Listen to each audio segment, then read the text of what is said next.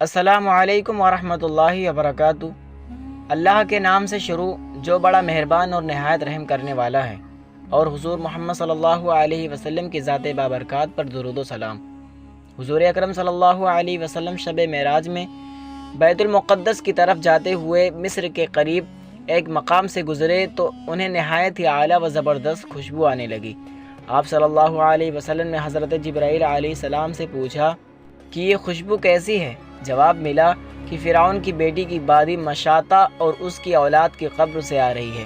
پھر حضرت جبرائیل علیہ السلام نے اس کا قصہ بیان کیا کہ مشاطہ فرعون کی بیٹی کی خادمہ تھی اور وہ خفیہ طور پر اسلام لا چکی تھی۔ ایک دن فرعون کی لڑکی کو کنگھی کرتے ہوئے اس کے ہاتھ سے اتفاقاً کنگھی گر پڑی۔ وہ اٹھانے لگی تو اس کی زبان سے بے ساختہ بسم اللہ نکل گیا۔ اس پر شہزادی نے کہا کہ تو نے آج عجیب کلمہ بولا، رب تو میرے باپ فرعون ہی ہے، تو پھر تم نے یہ کس کا نام لیا؟ اس نے جواب دیا، فرعون رب نہیں بلکہ رب وہ اللہ ہے جو مجھے اور تجھے اور خود فرعون کو روزی دیتا ہے۔ شہزادی نے کہا، اچھا تو میرے باپ کے سوا کسی اور کو اپنا رب مانتی ہے؟ اس نے جواب دیا، ہاں میرا، تیرا اور تیرے باپ سب کا رب اللہ تعالی ہی ہے۔ شہزادی نے اپنے باپ کو ساری بات سنائی اور یہ بات سن کر فرعون بہت ہی سخت غضبناک ہوا اور اسی وقت بادی کو دربار میں بلایا اور کہا، کیا تم میرے سوا کسی اور کو اپنا رب مانتی ہے؟ اس نے کہا کہ میرا اور تیرا رب اللہ تعالی ہی ہے جو بلندی اور بزرگی والا ہے۔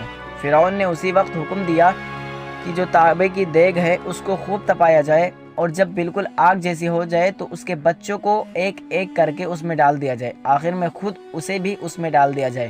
چنانچہ وہ گرم کی گئی۔ جب آگ جیسی ہو گئی تو حکم دیا گیا کہ اس کے بچے کو ایک ایک کر کے اس میں ڈالنا شروع کرو۔ اس نے کہا، بادشاہ ایک درخواست میری منظور کرو، وہ یہ کہ میری اور میرے ان بچوں کی ہڈیاں ایک ہی جگہ ڈال دینا۔ اس نے کہا، اچھا تیرے کچھ حقوق ہمارے ذمے ہیں اس لیے یہ منظور ہے۔ اس کی دونوں بچیاں اس کی آنکھوں کے سامنے اس میں ڈال دی گئیں اور فوراً جل کر راکھ ہو گئی۔